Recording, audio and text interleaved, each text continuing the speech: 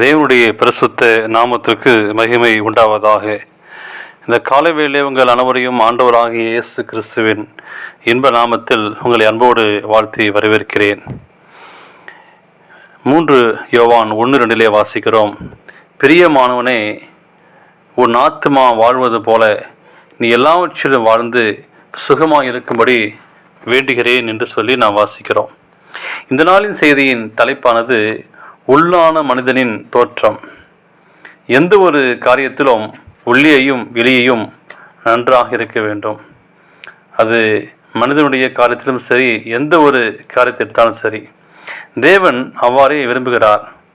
நாம் உள்ளான மனிதனாய் நன்கு பலப்பட்டும் வெளித்தோற்றத்தில் நன்றாக இருக்கவும் தேவன் விரும்புகிறார்.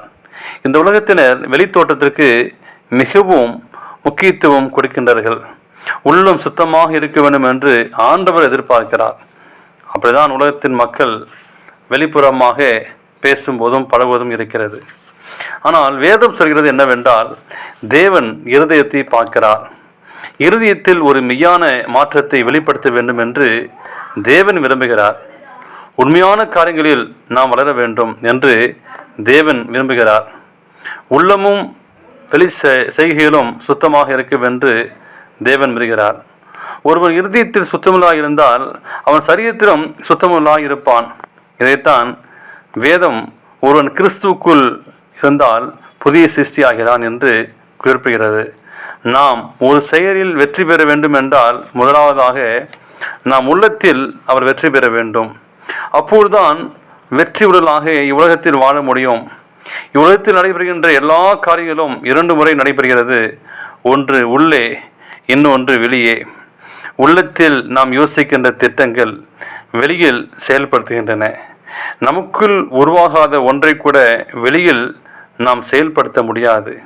பிரியமானவர்களே, விதைகள்தான் விருட்சங்களாக மாறுகின்றன. உள்ளத்தில் ஒரு மெய்யான மாற்றத்தை பெற்றவர்கள்தான் இந்த உலகத்தில் உண்மையான மாற்றத்தை செய்கிறார்கள். தேவன் கொடுக்கின்ற மாற்றமே உண்மையான மாற்றமாக இருக்கும்.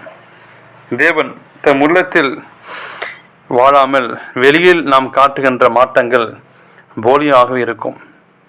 இயேசு யூதர்களை பார்த்து, நீங்கள் என் உபதேசத்தில் நிலைத்திருந்தால் எனக்கு சீஷராய் இருப்பீர்கள் என்றார். சத்தியத்தை அறிவீர்கள், சத்தியம் உங்களை விளையாக்கும். ஆண்டவர் எந்தெந்த மக்களுக்கெல்லாம் சந்தித்தாரோ அந்த மக்களின் உள்ளத்தின் காயங்களை குணமாக்கினார். பிரியமானவர்களே, அவர் நம்மிடத்தில் எதிர்பார்ப்பது குணமாற்றமே. அதை நாம் செய்வதற்கு தேவனுடைய உதவியை நாடுவோம். அந்த மெய்யான குணமாற்றத்தை நம் இருதயத்திலே நாம் பெற்றுக்கொள்ள தேவன் கிருபை செய்வாராக. ஆமேன்.